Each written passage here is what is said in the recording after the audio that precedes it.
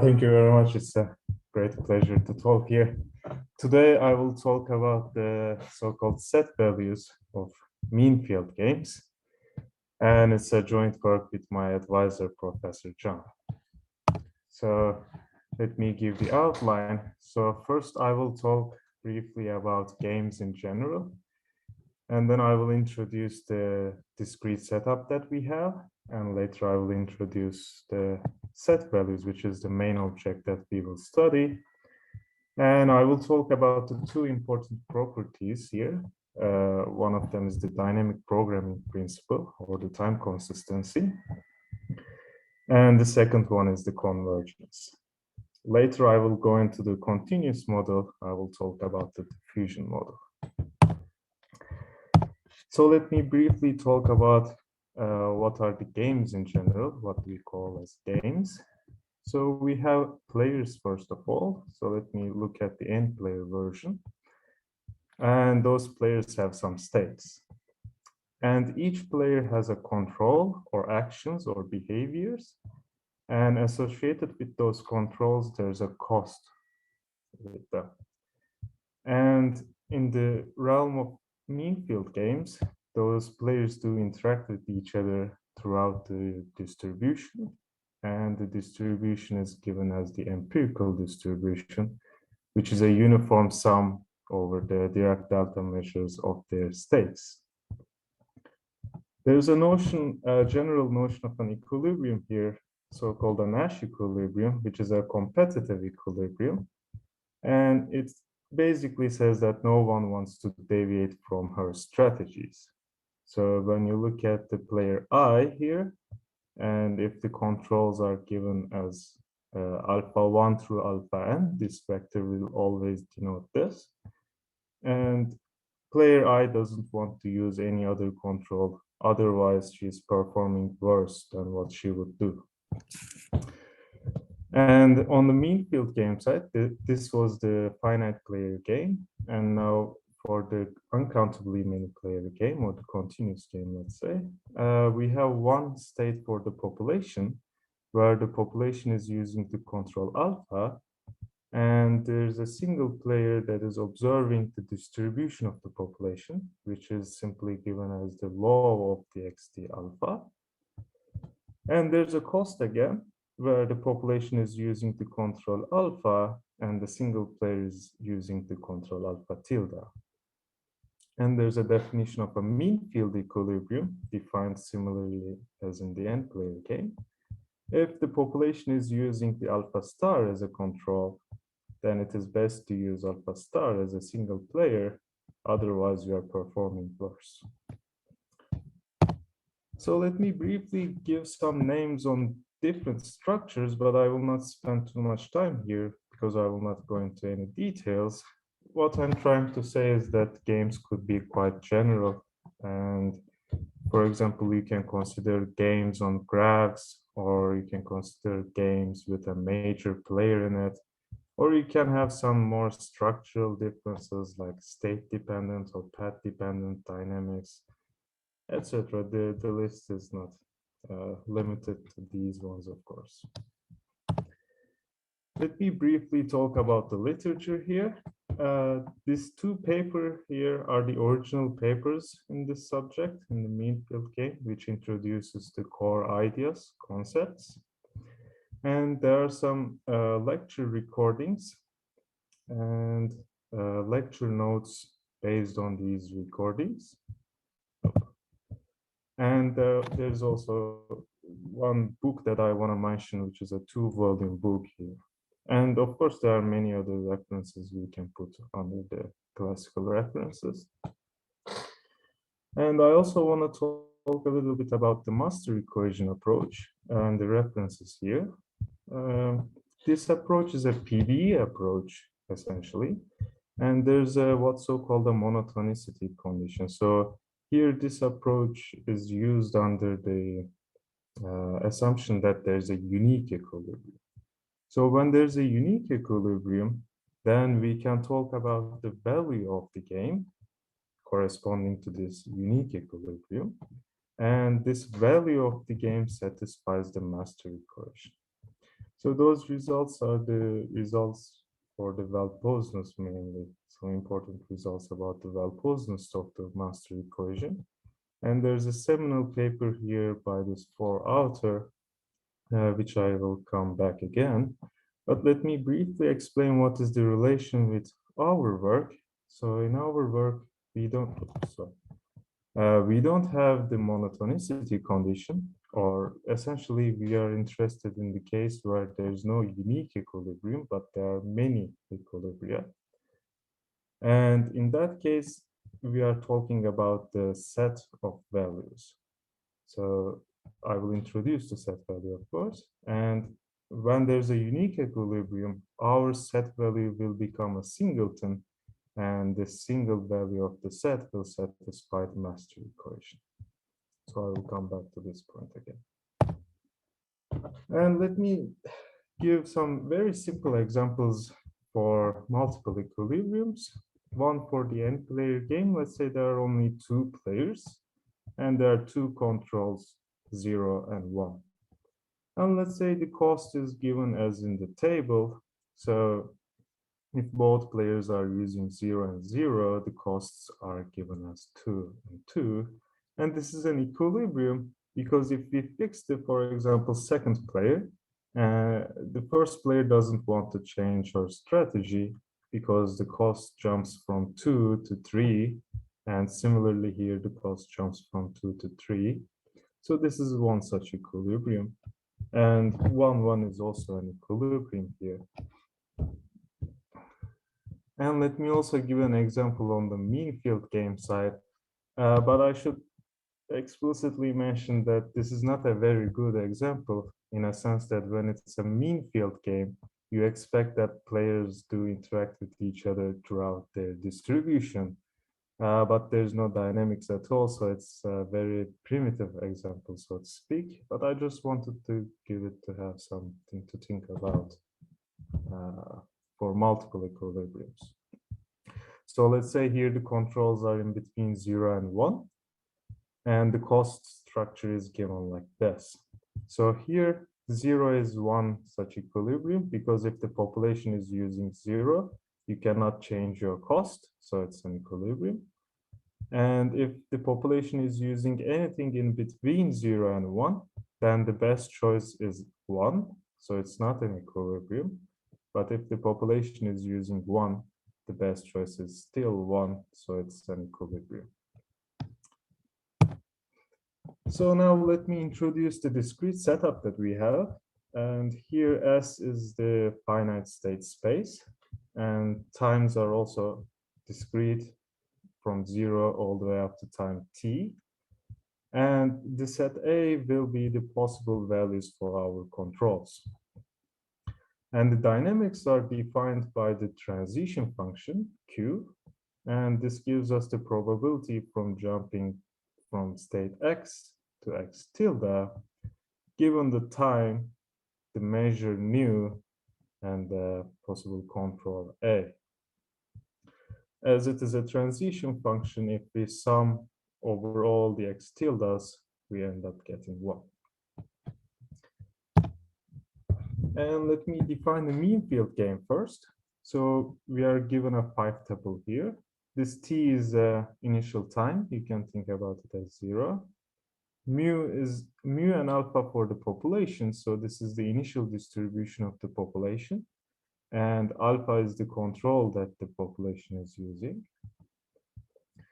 And alpha tilde and x are for the player. So player starts from the position x and using the control alpha tilde. So how do we define the population measure?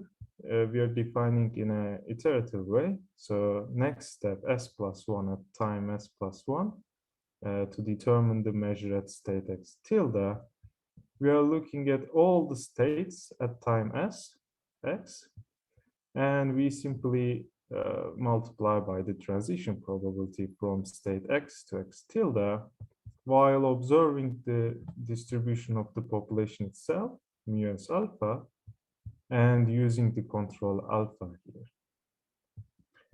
And for a single player observes the distribution of the population, And here X is the canonical process. So we are defining this probability measure P for the single player.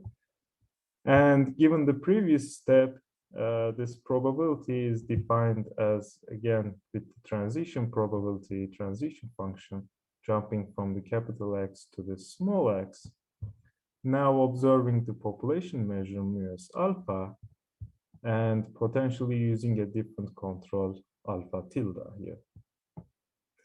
Now for the spike tuple here, we are given a cost. We can define the cost as the expectation over this measure that we have just defined for this player. And we have a terminal cost G here. And again, observing the population distribution. And we also have a running cost from time t to t minus 1, which I just omitted the inside. And we have a definition for mean field gain equilibrium. So alpha star, we say it's an equilibrium at t and mu as an initial condition. If the population is using alpha star here, then for the player, it is best to use alpha star for all x. So if the player changes her strategy to something else, she's performing worse. And finally, let me come to the main object of this talk, which is the set value here. So how do we define it? We are looking at all the mean field equilibriums, and we are collecting the costs associated with them into one single set. So let me note here that these are all functions of x. That's why there's a dot here. So again, how do we define is that we are looking at all the mean field equilibriums here, and we are collecting the costs associated with them into one single set. So it's by definition unique. And if we take empty set as one option, it also exists by simply definition. And what is the objective and what are the connections with the literature? So we want to study this set value first of all, and we want to show two main properties. One of them is the time consistency, the dynamic programming principle. And we also want to characterize the set value of mean field game as a limit of set value of n-player game, which I will introduce later, which I also called as convergence. And let me talk about the literature related to these works. So there's not much work in the DPP side. Our paper is, in terms of how the DPP follows, closely connected to this paper here. And in this paper, the DPP is shown for, let's say, n-player game. The set values are slightly different, but the essence is exactly the same. And for the convergence side, there's a lot of literature on this side. And I've mentioned already this seminal paper, the 4-author paper on the master equation side. So let me also briefly talk about the differences here. In this work, there's a unique equilibrium, and the controls are what's so-called closed loop controls. So in the closed loop controls, we are also working on the closed loop control regime. Players are able to observe their states and use this information in their controls. There's also what's so-called an open loop controls. And in that case, players are able to observe the Brownian motion associated with them, or the noise of the underlying system. But in practice, what you really observe is your state. So we will stick with the closed loop regime mainly. And let me mention that in this paper for the master equation, when there's a unique equilibrium, again, there's a value that you can define, and that satisfies the master equation. And the underlying reason for this PD approach to work is what's so-called the time consistency, or the dynamic programming principle. So we also want to show this property for our set value and potentially extend our results, which is an ongoing work to talk about PDs for set-valued functions.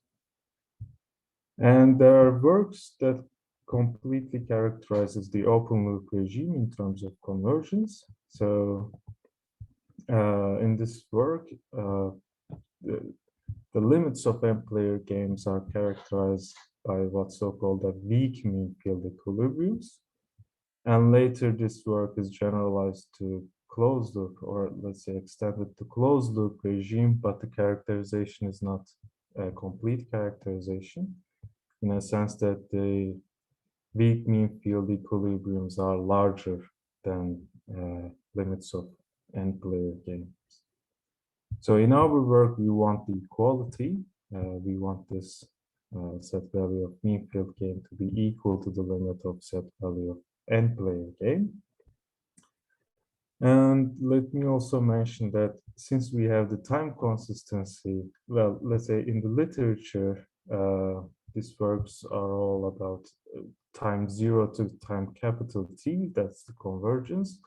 But since we also have the time consistency, we can say that our convergence is also time consistent. And let me also mention that we are not looking at the individual equilibriums as usually done in the literature. We are interested in the convergence of the values. And although we are showing or using similar results, in principle, convergence of values are simpler than convergence of the equilibriums.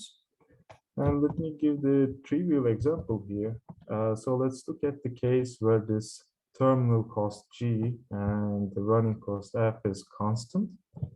So in this case, there's only one single cost or value. I'm using it interchangeably.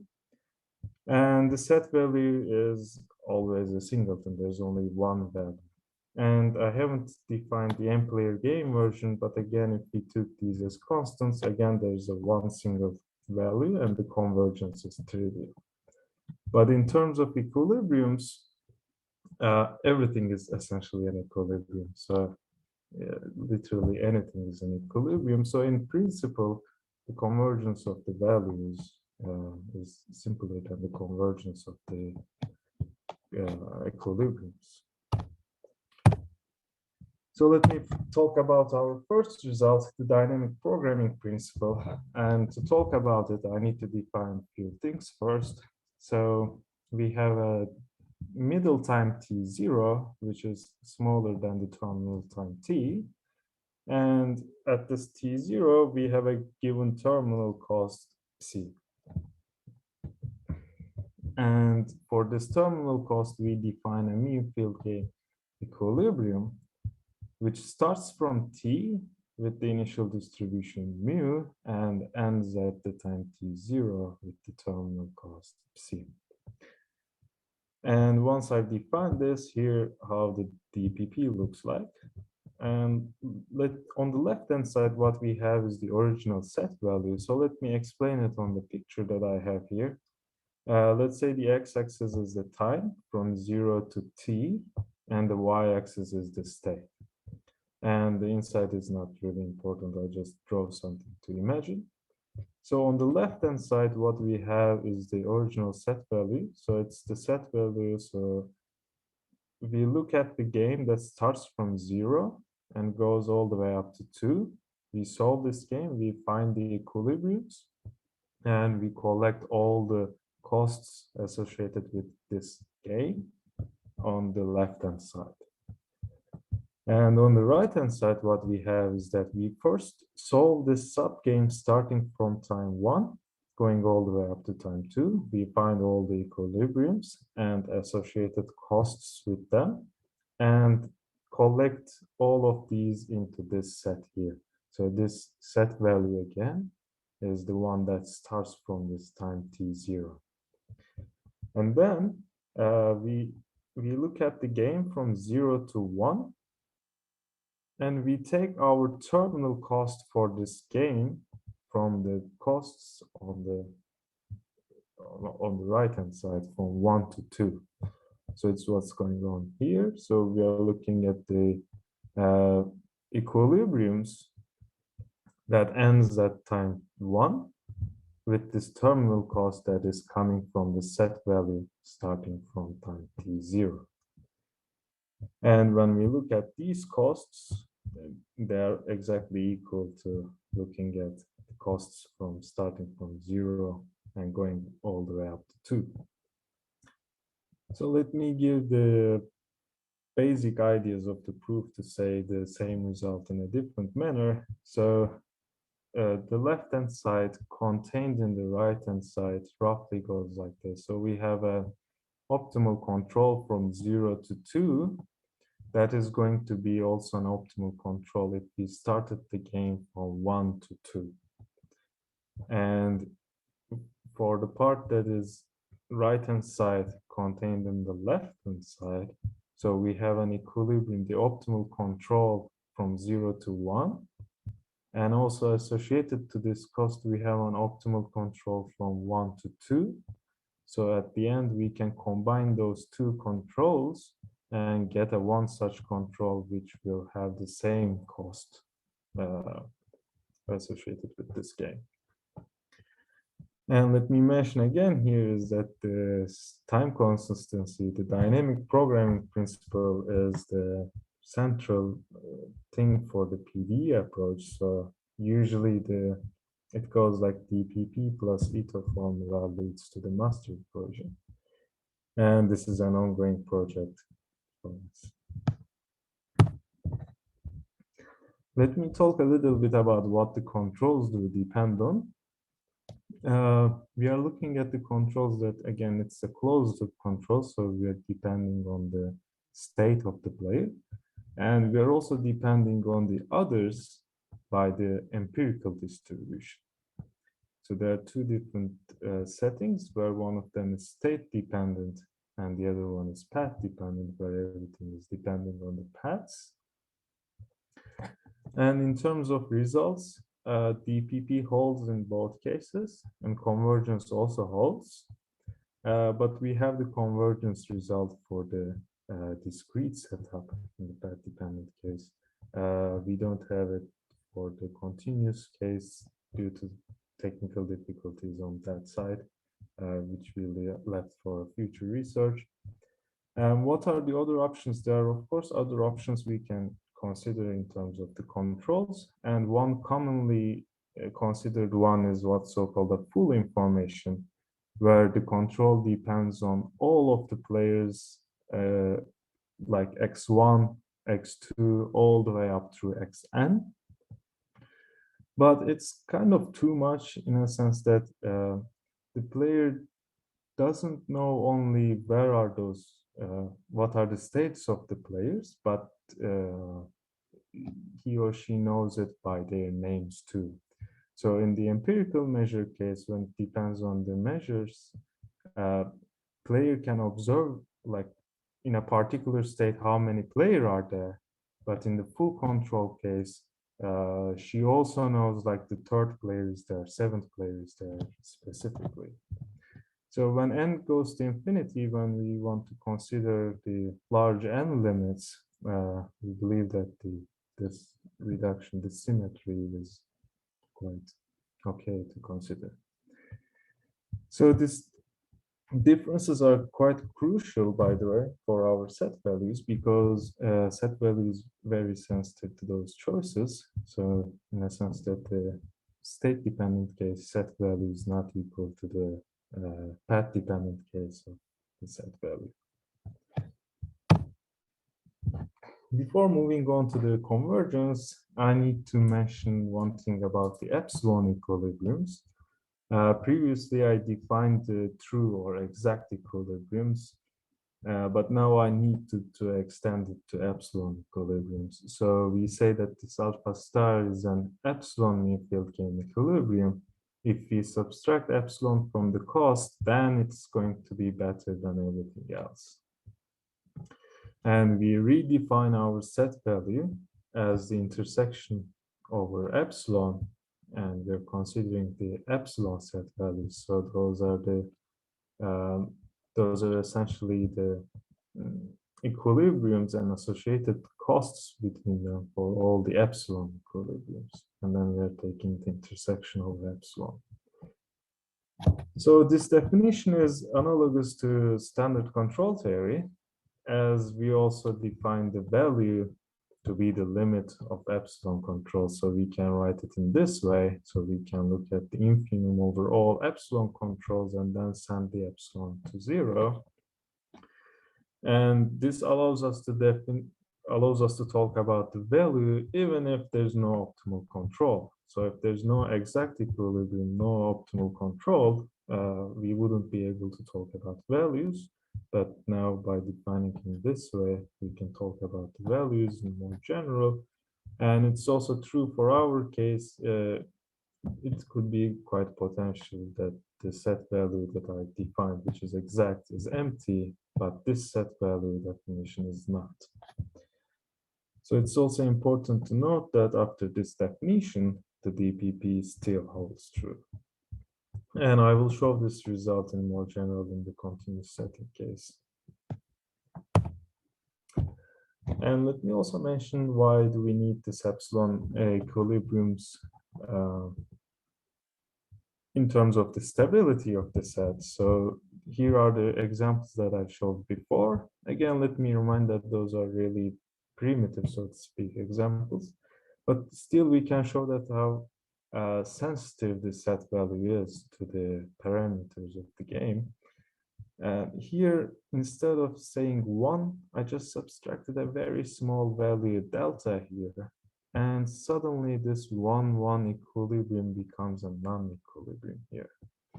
And similarly here, I added a very small delta to this cost A, and suddenly 0 is not an equilibrium again. So the point here is that the set value, when we talk about the exact equilibriums, is very sensitive to the parameters. So we really need to have this epsilon equilibria extension to have a stability of the set. So, and this is very crucial for the convergence. And now let's move on to the convergence. And to talk about it, first I need to talk about the n-player game. And again, here the time is the initial time. And this x as a vector x1 through xn are the initial positions of the players. And we have the controls of the players, alpha 1 all the way up to alpha n. Again, here the x as a vector is the canonical process, so we're defining this probability measure p for the players. And let's just look at one single player, let's say xj, and given the previous step, what is the jump probability? It's again given by the transition function q, jumping from this capital Xj to Xj prime. Here, they are observing the empirical distribution of the players, mu n, and each player uses her control alpha j. And we have an associated cost for each player I, and it's an expectation under this measure that we have just defined, where we are looking at the terminal cost xt ith player, and again we're observing the distribution of the population, which is the empirical distribution, and we also have a running cost here. Now we say that this alpha star 1 through n is a Nash equilibrium. Again, if no player wants to deviate from her strategy. So for ith player, she doesn't want to change her control to anything else, otherwise she's performing worse. And here is the analogous definition for set value of n player game.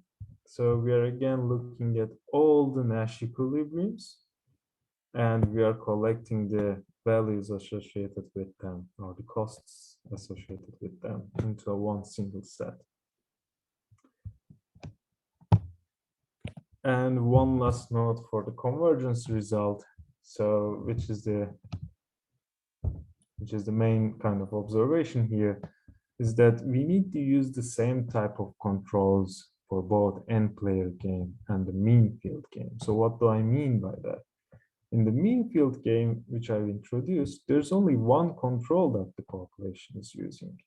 So if we want to characterize this set of mean field game, uh, as a limit of n player game, we have to have this homogeneity assumption. So we have to have all the players are using the same control. Alpha 1 is equal all the way up to alpha n. So this is one part of it. So what happens if we don't want this restriction, if we want to consider heterogeneous controls, then on the mean field game side, we have to use the relaxed controls. So what the relaxed control is, previously we had a one single control value here, but now we have this gamma as our control, and gamma is a distribution on the possible actions. So why do we need that? Let me give the brief idea. Later I will explain a bit more. So in the n-player game side, if the players are using different controls, even though they're at the same state, they might use different possible values of actions. And here the relaxed controls are representing that. Even there's a one single state, there's a potentially a distribution of controls that the population is using.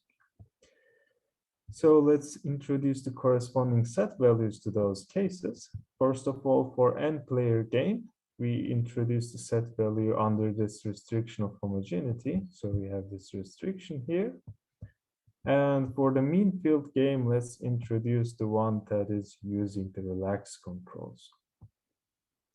And again, the original set values will be intersection over epsilons again. And let me mention that this new set value of mean field game under the relaxed controls also satisfies the dynamic programming principle. And the convergence result is as follows. So what we assume is that the initial distribution of the n-player game converges to the initial distribution of the mean field game.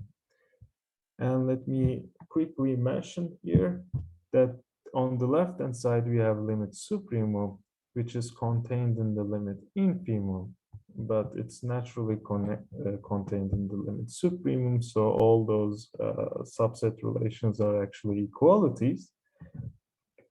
So we can just ignore the right-hand side and concentrate on the left-hand side. So how the result follows. So let's say we have a value or a cost in this set, and that means for arbitrarily small epsilon, we are fixing this epsilon, and then we are looking at n goes to infinity limits. So there will be infinitely many n-player game under this homogeneity constraint, such that the value will approximate the value or the cost that we have chosen. And that will be inside the set values for the mean field game. So there will be an equilibrium and the value will be equal to this value. And similarly, if we take a set value, if we take a value from the set value of mean field games, then we can, for arbitrarily small epsilon, we can find infinitely many n-player equilibriums that will be equal to this one. So let me also mention here that we cannot interchange this epsilon with the n limit. If we have done that, so if we take the epsilon limit inside, then this set might be even empty and potentially smaller. And there are examples that it is empty, which is not equal to this one. So it is crucial that we first fix an arbitrarily small epsilon and then consider n tends to infinity limit. So what are those two results? Those are the results that I mentioned. So the original set value that I've defined for mean field game, this is characterized under the homogeneity restriction. And set values of the mean field game where they're using a relaxed control is defined by the limit of the set and player game set value. Now let me explain more about why using the relaxed controls is the right choice to do. And let me introduce this measure on the states and the controls. Well, in fact, here I'm moving on to the path-dependent case. That's why there's a little dot here, but I will not mention too much about And I will usually say it's a state again instead of using paths. But previously what we have was, what I've introduced was the empirical measure, the empirical measure of states. But now let's add the controls to it too. So what do we have? We can write now the cost of the ith player in terms of a one single function. So given this probability distribution, what we need to know is only the state of the player and what is this ith player is using as a control. So it's easy to see in the homogeneous case where everyone is using only one alpha. In that case, this is simply the empirical measure. And due to the symmetries of the game, given the empirical measure, to determine the cost of the player I, you just need to know where she's starting and what is the control she's using. Now it's the same kind of story here. So if you know where the players are starting, with which controls, you don't really care if the third player is there with the third control or the 27th, etc. So due to the symmetries, we can still write it like this. So we can introduce a mean field game corresponding to any probability measure on states and controls, where the marginal distribution on states will give us the population distribution, and the conditional on one state will give us the distribution of the controls that are in use. So let's do that. Let's introduce what's so-called as a global formulation. So here, initially, we have a lambda that is the distribution, and we keep track of it in time. So this is what I wrote here, and we simply update it by the transition probability. So let me explain this in picture.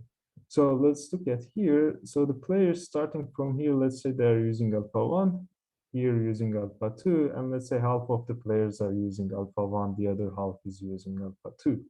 And let's say the second control tends to go here, and first control tends to go here. So what's going to happen next? So next step, players are going to use alpha 1 here, and here players are going to use mostly alpha 2. And then here they are going to use alpha 1. So instead of just keeping track of where the players are, we also need to keep track of the distribution of controls. So that's what's happening on this side of the population side. And for a single player, nothing has changed. It's simply, again, defining this probability measure while observing the measure coming from the distribution. So nothing has changed for a single player. And again, for the cost too, nothing has changed in a sense that now the cost is also observing the population measure and defined as the expectation under this measure of a single player. And let me put the global formulation and relaxed control side by side.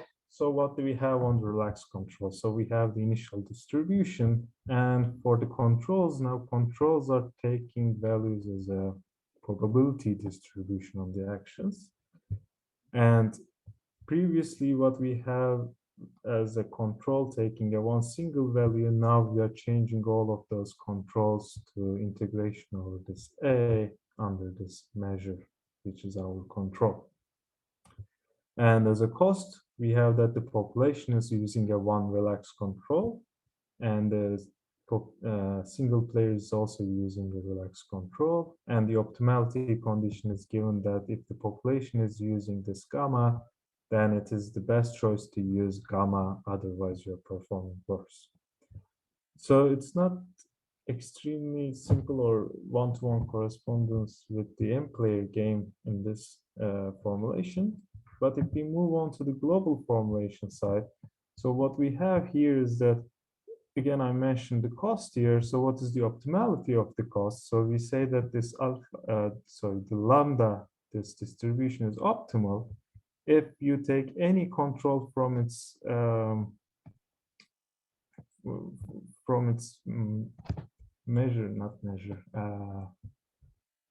from its support. So yeah, so from its support, that is going to be optimal. So it's connected with the M-player game naturally, in a sense that it is connected with this lambda n, And what is the optimality condition here? We say that this alpha 1 through alpha n is optimal if it is the best choice to use, and those alphas are in the support of this lambda n.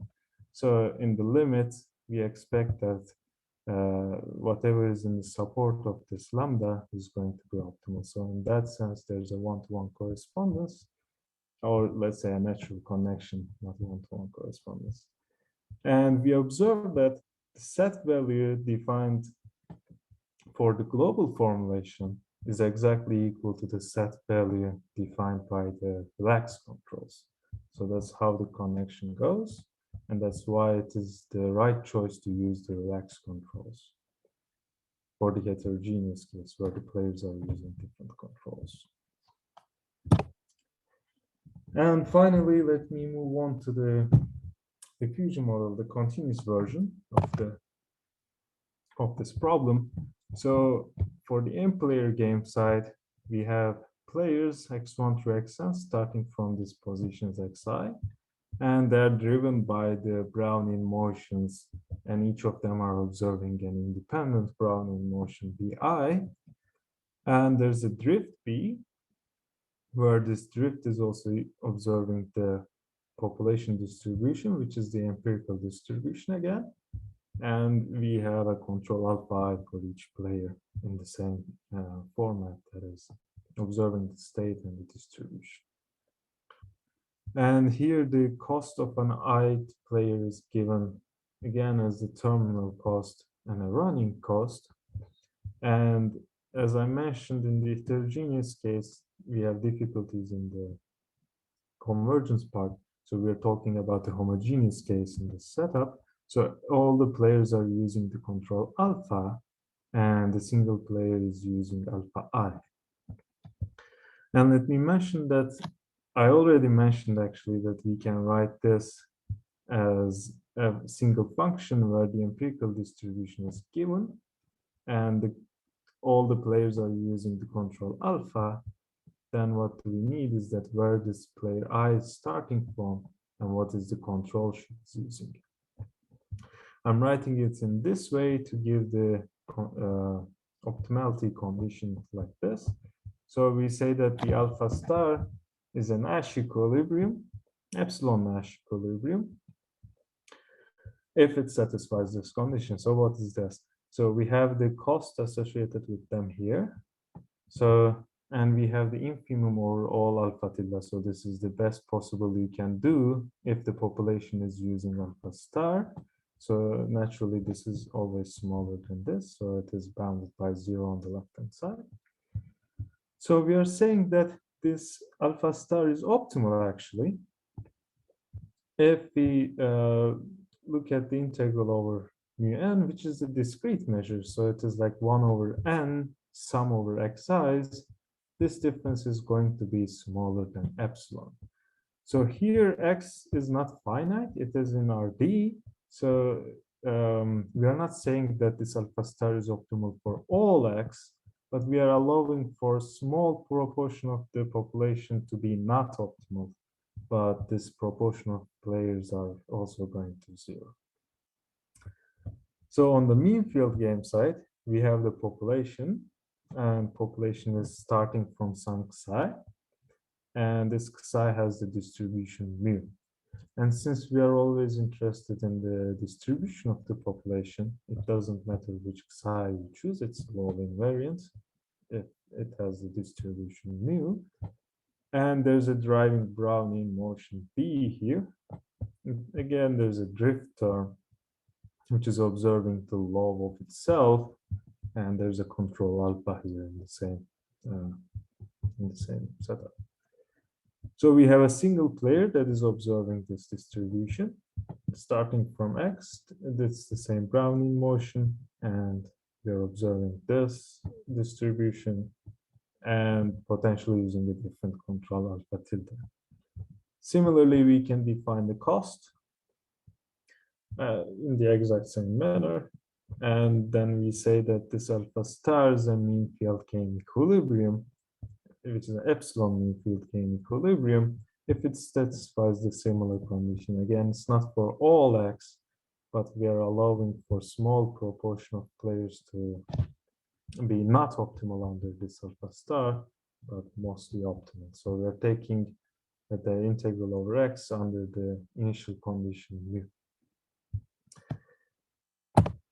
So let me introduce the set value corresponding to this mean field game, the epsilon set value. So here we are looking at the Lipschitz functions, which is an expected regularity from our value functions. Since on the x variable it satisfies the HGB, we have this Lipschitz property, regularity. So we say that we are looking at all the essentially mean field game equilibriums, and we are collecting all the functions that is close to this value associated with this equilibrium. And closeness is again defined under the same structure, let me say. So it's not closed for all x, but we are allowing for epsilon here, epsilon error here. So the convergence result is in the same lines. Again, we have the homogeneity restriction, and this characterizes the set value of the mean field game.